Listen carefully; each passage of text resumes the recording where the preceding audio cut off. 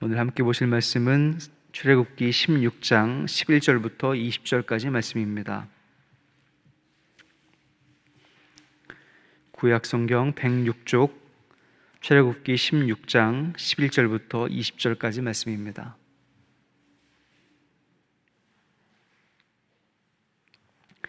제가 봉독해 드리겠습니다. 여호와께서 모세에게 말씀하여 이르시되 내가 이스라엘 자손의 원망함을 들었노라.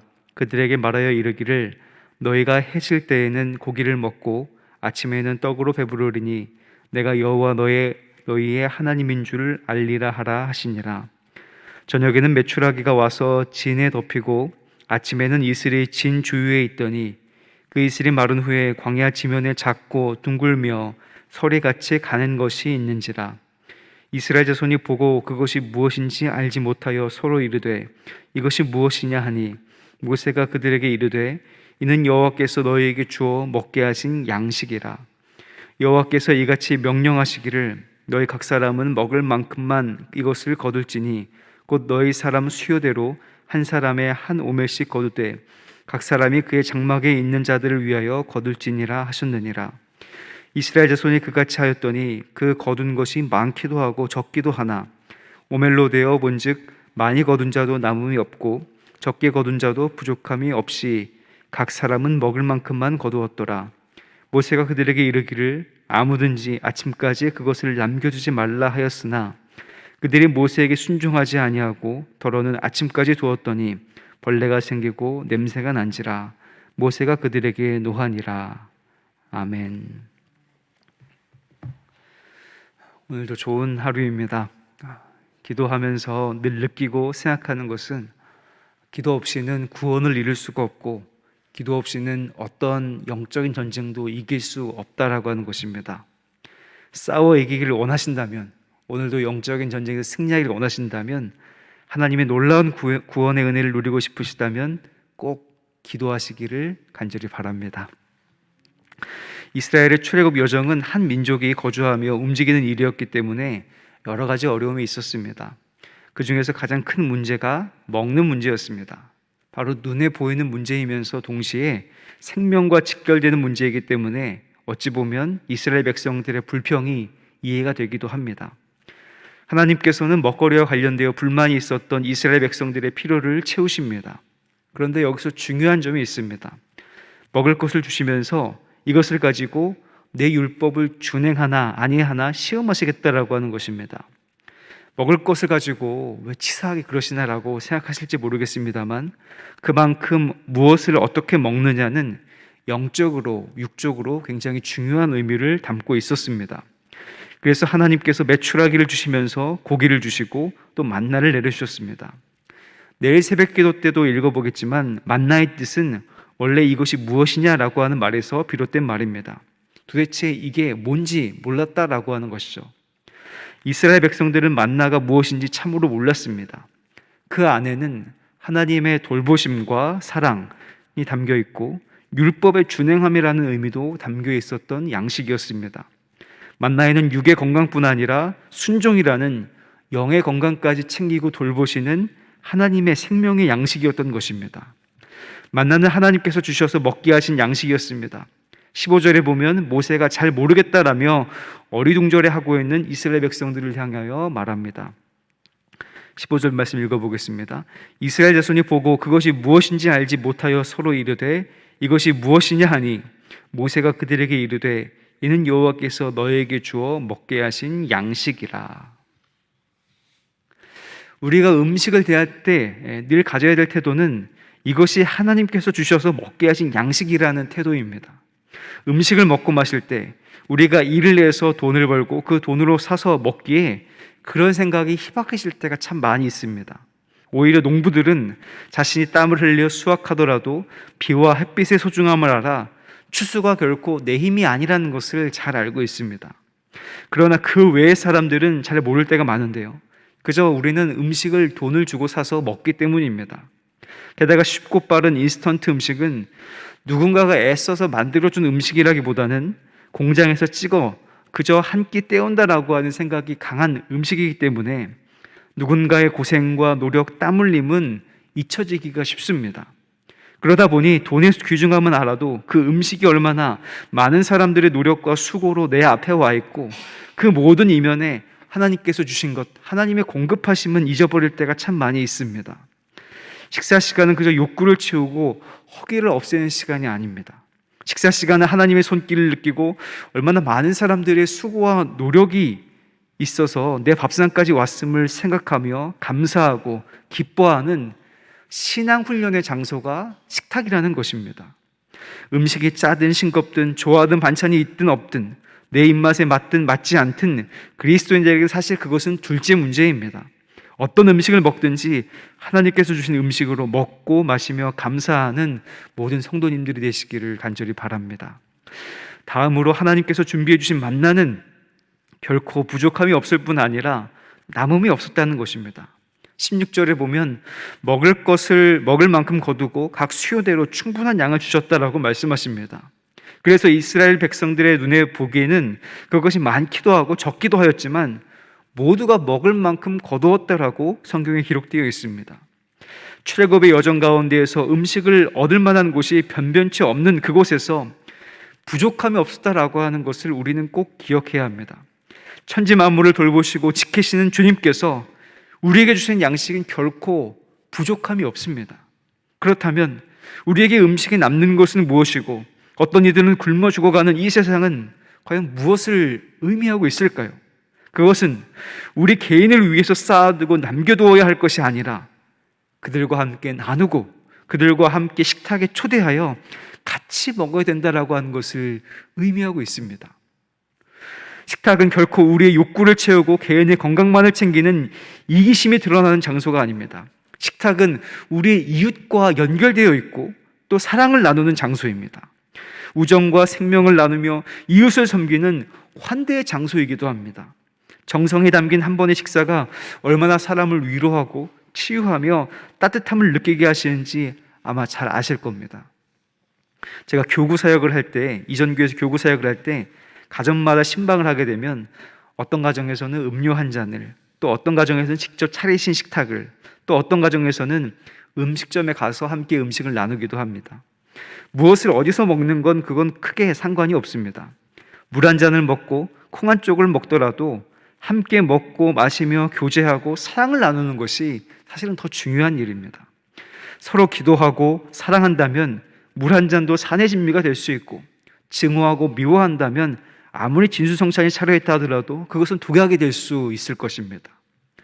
그리스도인들은 분명 영적으로나 육적으로나 일용할 양식을 구해야 합니다. 일용할 양식 이상이 나에게 있다면 하나님께서 들려주시는 음성은 분명합니다. 그것을 가지고 이웃들과 함께 나눠서 같이 먹으라라고 하는 것입니다. 환대해야 합니다. 이것이 예수님께서 보여주신 아주 실제적인 그리스도인의 모습이기 때문입니다. 내가 배불러도 그거 하나 더 집어먹으면 영적으로나 육적으로나 탈이 납니다. 오히려 음식이 필요한 이들에게 기꺼이 양보하고 함께 식탁에서 먹고 마심으로 영과 육의 건강함을 누리시는 모든 분들이 되시기를 간절히 바랍니다. 그리스도인들에게도 역시 먹고 사는 문제가 중요할 수밖에 없습니다. 하나님께서 주신 생명이니 우리 자신을 아끼고 돌보며 잘 지켜야 하는 것도 정말로 중요한 일입니다. 그런데 분명히 기억해야 할 것은 먹고 사는 문제가 하나님의 말씀을 의지하고 순종하는 것과 대립되는 일이 아니라라고 하는 것입니다. 하나님께서 말씀에 순종하는 것만 좋아하시고 성도님들의 육신의 건강은 내팽개쳐 버리시는 분이십니까? 말씀을 읽고 순종하고 기도하기만 좋아하시는 하나님이십니까? 결코 그렇지 않습니다. 하나님께서는 우리 성도님들의 육신의 건강을 가지고 사시기를 원하시는 분이십니다. 하나님의 말씀에 순종하는 것은 결코 영적인 것만 선택하고 육적인 일을 버리는 것이 아닙니다. 우리 예수님께서는 사람의 몸을 입고 이 땅에 오셨습니다. 그래서 주님께서는 하나님의 나라를 말씀하시면서 육신의 필요도 채워주셨습니다. 말씀에 순종하는 것은 어느 한편에 서는 것을 의미하는 것이 아닙니다. 순종은 영과 육 그 모든 것을 채우고 가능하게 하기 때문입니다. 다만 우리들의 삶이 너무 육적인 삶에 치우쳐 있어서 그 균형을 맞추기 위해서, 중심을 잡기 위해서 우리가 영적인 삶에 육적인 삶만큼 관심을 기울여야 하는 것은 참으로 맞습니다. 우리가 무엇을 먹을까, 무엇을 입을까, 마실까 걱정하는 만큼 우리의 영혼의 양식과 영혼의 의복, 영혼의 샘물을 걱정해야 된다라고 하는 뜻입니다. 출애굽기 16장 12절에 보면 그래서 먹는 것이 어때야 하는지가 나옵니다. 제가 한번 읽어보겠습니다. 내가 이스라엘 자손의 원망함을 들었노라. 그들에게 말하여 이르기를 너희가 해질 때에는 고기를 먹고 아침에는 떡으로 배부르리니 내가 여호와 너희의 하나님인 줄 알리라 하라 하시니라. 먹고 마시는 것으로 우리가 섬기는 하나님이 우리의 하나님, 나의 하나님인 것을 알게 된다라고 하는 것입니다. 우리는 꼭 책을 읽고 설교를 듣는 것에서 하나님을 알 수 있는 것이 아니라 밥을 먹을 때도, 그 밥을 먹고 배부를 때도 하나님을 알 수 있습니다. 우리가 무엇을 먹든지 자신의 분량에 알맞게 먹고 감사하고 이웃과 나누며 그 식탁에서 사랑을 꽃피울 수 있다면 영과 육 모두가 건강을 얻고 구원을 누릴 수 있습니다.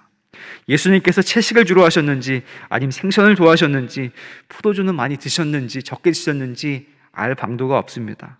그러나 분명한 것은 예수님의 식탁에서는 언제나 죄인을 받아주셨고 또 사랑이 있었으며 하나님의 놀라운 치유가 그 예수님의 식탁에서 일어났다라고 하는 것입니다. 우리 사랑하는 성도님들의 식탁에서도 그런 놀라운 일들이 나타나 하나님의 귀한 사랑도 느끼고 또 치유도 일어나며 많은 이웃들과 나누는 구원을 이루는 식탁이 되기를, 그 만나의 놀라운 공급과 은혜와 사랑이 그 식탁에서도 이루어지기를 주님의 이름으로 간절히 축복합니다.